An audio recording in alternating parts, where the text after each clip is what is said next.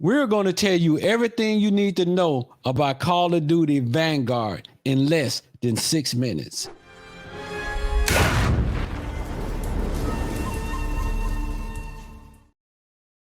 This is Father and Son Worlds Apart, and we're going to tell you about the new Call of Duty Vanguard game. Danny has been playing the game, and he's going to give us a sneak peek into what he experienced so far into the game. There, you can just see there's a couple of some of my best plays. Not really, I don't really play the Call of Duty games themselves. I play Warzone, which is a separate entity of Call of Duty, and I didn't even really have intention on buying this one, to be honest, because I really play Warzone and I'm not really a fan of World War II games. So for test purposes, and because there is a new Warzone map that doesn't get released until December 2nd, but you actually have to own this game to be able to access it. So I had to buy it. I had no choice, and I spent 80 euros on this game, which is close to $100. So I decided to give it a little run as well, and yeah, it was actually quite fun. Gameplay is, as you would know it, quite fast from Call of Duty. Sometimes it can be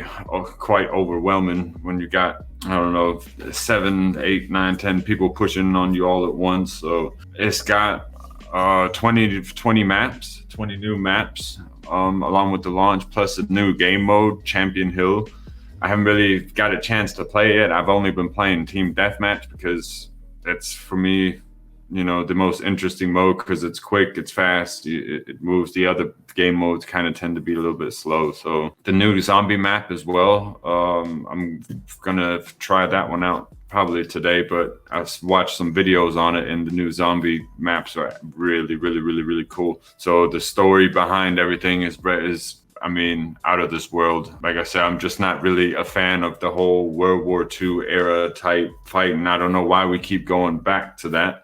So I think that's where Battlefield is going to take the advantage, because people kind of moved away from Battlefield when they went backwards in time and started to migrate more towards Call of Duty. And now with Battlefield adding like a battle royale mode into their game, plus they got a more modern combat type of environment, I think Battlefield is probably gonna put this game in the coffin, I would say. I mean, it was fun, it was okay, but I played it for 2 hours and then I was bored with it and went back to Warzone. So I can't really speak too well on it, but I'm also not a fan of this type of for the most part on these team deathmatch and these type of servers. It's usually just kids running around, so you can't really enjoy it. Half the stuff I couldn't record because kids are beyond obscene, so it just kind of takes away from the fun a little bit. I'm more excited for the new mode that's a separate attachment from this, the new map Caldera,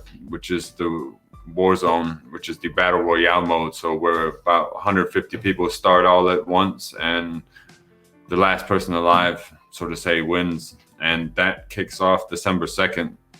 They've already kind of partially removed Verdansk from Warzone, which is the old map that was on there. So you can only play, I think there's only one game mode on their buybacks, and yeah, it's not really original. So for now, you can just really play Rebirth, which is the smaller version of the Verdansk map. So yeah, I'm more excited for that to happen.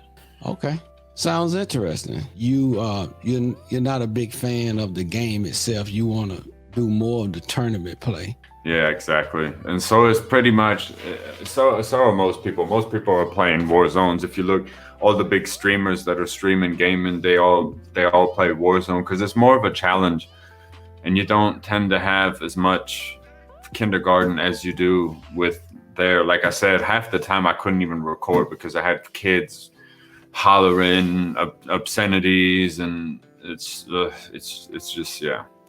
Half my lobby was muted, I'd say 90% of the time when I was playing, which is crap in the game where it's required for you to play as a team, you know? So, but the graphics, I will say the graphics are amazing. I mean, well done.